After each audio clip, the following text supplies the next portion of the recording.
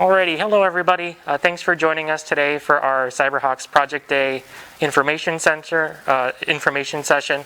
We'll be talking about the two main projects that we'll be doing this semester. The first one's going to be our CyberForce competition information, along with followed by John's malware development project. For those of you that aren't able to make it in person today and are going to be relying on the recording, we'll be posting both the slides and then a short write-up of everything that we talk about here today so that you can also fill out those interest forms and then sign up for these teams. So to start off, we'll start with the CyberHawks CyberForce competition involvement. Every year they do the CyberForce competition. It's run by the Department of Energy. They've been doing it, I think, since at least 2016. So they've gotten pretty good at running everything with it. So it's a cyber defense competition. Teams are going to be between 4 and 6 students. Ideally, we'll have 6, and typically we have 6 students at the very least that are interested in doing the competition. There'll be 125 total teams.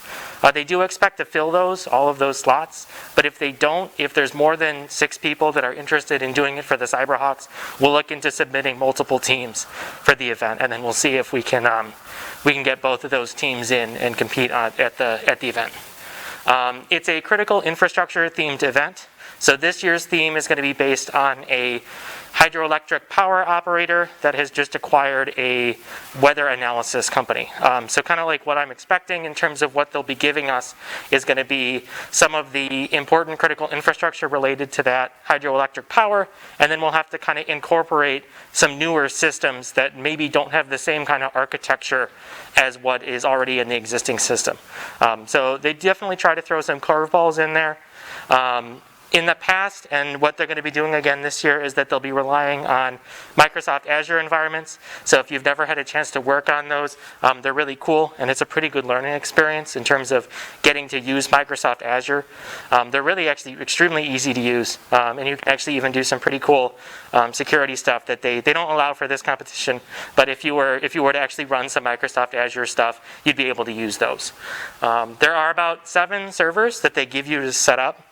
And I kind of use that term set up. It's important because what they'll give you is a whole bunch of extremely bare bones things. So maybe there'll be a MySQL server on one thing, an email server on another thing, and then you'll have to kind of combine it all together and make it look like it's like an actual power operator.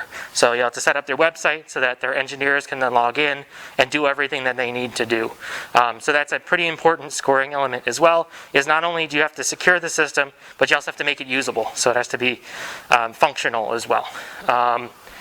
So that's everything for that slide. In terms of kind of what to expect in terms of scoring, unlike kind of like what we'll see maybe with like Cyber Patriot or NCL or maybe even CCDC, there's like multiple different layers of scoring that takes place. So you have your traditional red team. So over the course of the competition, you'll have a team of professional penetration testers that are assigned to your team, and they'll be trying to break into your system. We had, I think when we did it 2 years ago, I think there was a group of 3 guys that did it. So they kind of came at us pretty hard during it. So there's 3 things that they kind of look at. Exploiting known vulnerabilities, that's what they got us on. Vulnerabilities introduced through blue team build-outs. So like I said, sometimes when you're setting up those systems, maybe you try and set up something incorrectly, and that introduces a vulnerability. They'll try to exploit those. And then sportsmanship. So essentially what they're saying here is that don't try and do things that you think might not be like realistic in the real world. So like for instance, like changing all of the Linux command lines to do something completely different. So like maybe like CD doesn't work, ls doesn't work. That would not be functional in any real engineering situation. So they try to prevent you from doing that with that sportsmanship points.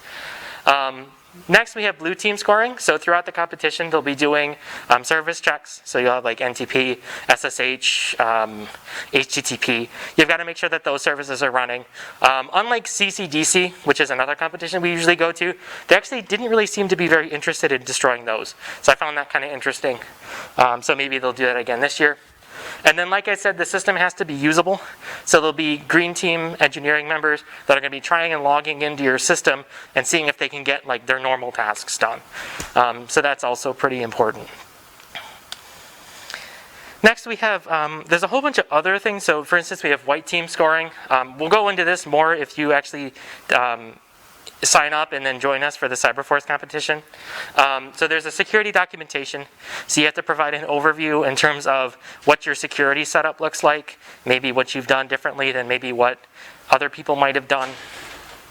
There's information sharing. I'll get into that later as well. But they try to emphasize if you find something that someone's trying to break into, alert, so they'll use a malware information sharing platform, MISP, alert the other teams, so actually everybody can log on there and see. So that's actually how we found what they were on our systems for when we did this 2 years ago, is that we looked up on MISP and we saw, oh, they're getting in through this service with this password. Oh, yes, there is somebody logged in under that username on our systems, and now we know where to look for them and where to kick them out. And then there's a CISO panel. This one is more in terms of like if you're like the manager of your network security team, in terms of like how would you alert your upper management if there's a problem. All of these white team scoring things I'll cover at a later date for the people who actually do sign up for CyberForce. And then finally we have anomaly scoring. So with anomaly scoring, that's kind of like what you'd think of in terms of like a regular CTF competition. So there'll be a whole bunch of little puzzles that you got to solve. One thing that was really funny when we did it 2 years ago was they sent a binary file, and if you accidentally ran it on Windows, it'd brick your machine. So I thought that was pretty funny, that the competition organizers were kind of accidentally messing with everybody. So that was a pretty funny thing that they did 2 years ago. In terms of kind of what we did in the past, so like I said, we've been doing this for 2 years.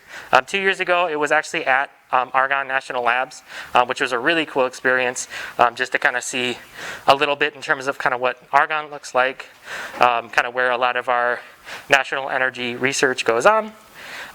In terms of kind of like where we kind of made our mistakes, some of it was we waited too late to actually do anything. We kind of expected it to be like CCDC, and what happens in CCDC is that they wipe your system ahead of the actual competition. So we kind of expected that, and then they didn't wipe it. So we were setting everything up the day before when we actually had 2 weeks to set everything up. So that was kind of one of the things that we did. And then there was some, we didn't have a lot of understanding in certain operating systems. Like a few of us had never used CentOS before. They threw in some human machine interface stuff, and then some programmable logic controller stuff. So there's some stuff that we'll cover through our kind of practices to kind of get you guys familiar with some of the quirks of industrial systems that we didn't really know about 2 years ago. Last year it was different. Last year it was actually an individual competition. And what that was is they did what they called an assume breach approach. And with the assume breach, basically, throughout the competition, and John can kind of attest to this, is that they'll give the red team instructions on what the vulnerabilities are, and they'll let them into the system, and then they'll do something, and then it's on the person competing to find out what they'd done. So it's a little bit in terms of like, you can't really put up too many defenses, because then you can't get any red team points because they can't do what they need to do. So it was kind of tricky, and was a little bit, I guess, more advantageous for people who were kind of late in setting up their stuff. But they're not doing the individual thing again this year, and we're going back to the full team thing and kind of what we're expecting from what we did 2 years ago. In terms of kind of what we're looking at for our timeline for this. So today we're at the CyberForce informational session.